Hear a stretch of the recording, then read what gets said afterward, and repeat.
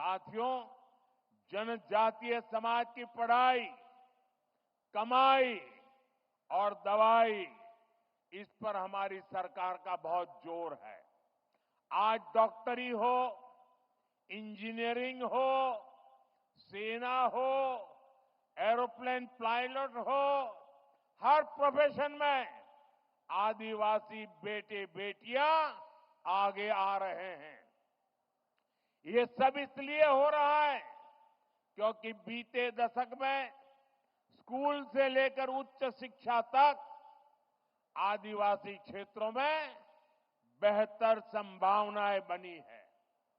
आजादी के 6-7 दशक बाद भी देश में एक ही सेंट्रल ट्राइबल यूनिवर्सिटी थी। बीते 10 सालों में एनडीए ने, इस सरकार ने 2 नई सेंट्रल ट्राइबल यूनिवर्सिटी देश को दी है। इन वर्षों में अनेक डिग्री कॉलेज, अनेक इंजीनियरिंग कॉलेज, दर्जनों आईटीआई आदिवासी बाहुल्य जिलों में बने हैं। बीते 10 साल में आदिवासी जिलों में 30 नए मेडिकल कॉलेज भी बने हैं और कई मेडिकल कॉलेज पर काम जारी है। यहां जमुई में भी नया मेडिकल कॉलेज बन रहा है। हम देश भर में 700 से अधिक एकलव्य स्कूलों का एक मजबूत नेटवर्क भी बना रहे हैं। साथियों, मेडिकल, इंजीनियरिंग और टेक्निकल शिक्षा में आदिवासी समाज के सामने भाषा की भी एक बहुत बड़ी समस्या रही है। हमारी सरकार ने मातृभाषा में परीक्षा के विकल्प दिए हैं। इन फैसलों ने आदिवासी समाज के बच्चों को नया हौसला दिया है, उनके सपनों को नए पंख लगाए हैं।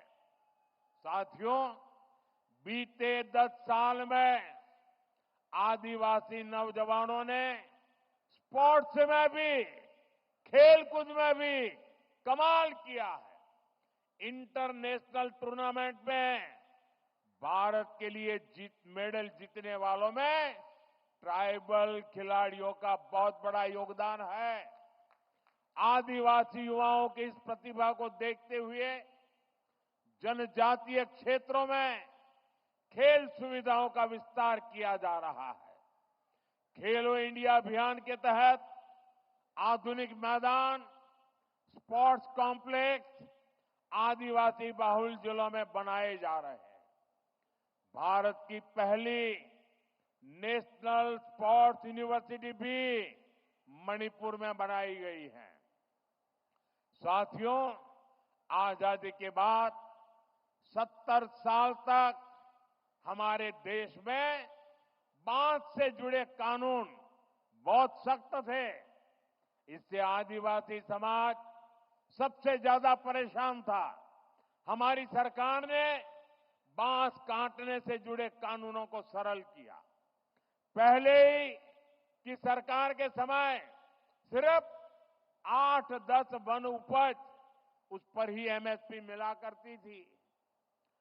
ये एनडीए सरकार ही है जो अब करीब 90 वन उपजों को एमएसपी के दायरे में लाई है। आज देश भर में 4000 से अधिक वन धन केंद्र काम कर रहे हैं। इनसे 12 लाख आदिवासी भाई बहन जुड़े हैं। उनको कमाई का बेहतर साधन मिला है। साथियों, जब से लखपति दीदी अभियान शुरू हुआ है, तब से करीब 20 लाख आदिवासी समाज की बहनें लखपति दीदी बन चुकी है। और लखपति दीदी का मतलब ये नहीं है कि एक बार 1 लाख, हर वर्ष 1 लाख रुपए के भी ज्यादा कमाई वो मेरी लखपति दीदी है। अनेक आदिवासी परिवार कपड़ों, खिलौनों, साज सज्जा के शानदार सामान बनाने के काम में जुटे हैं। ऐसे हर सामान के लिए हम बड़े शहरों में हाट बाजार लगा रहे हैं। यहां पर भी बहुत बड़ा हाट लगा है, देखने जैसा है। मैं आधे घंटे तक वहीं घूम रहा था। हिंदुस्तान के अलग अलग जिलों से मेरे आदिवासी भाई बहन आए हुए हैं और क्या बढ़िया बढ़िया चीजें बनाई है। देख करके मैं तो हैरान था। आपसे भी मेरा आग्रह है, उसे देखिए भी और कुछ मन कर जाए तो खरीद भी कीजिए। इंटरनेट पर भी इसके लिए एक वैश्विक बाजार बना रहे हैं। मैं खुद भी जब विदेशी नेताओं को गिफ्ट देता हूं तो इसमें बहुत बड़ी संख्या में आदिवासी भाई बहनों द्वारा बनाए गए सामान में भेंट करता हूं। हाल में ही मैंने झारखंड की सोहराई पेंटिंग, मध्य प्रदेश की गोंड पेंटिंग और महाराष्ट्र की वारली पेंटिंग विदेश के बड़े बड़े नेताओं को भेंट की है।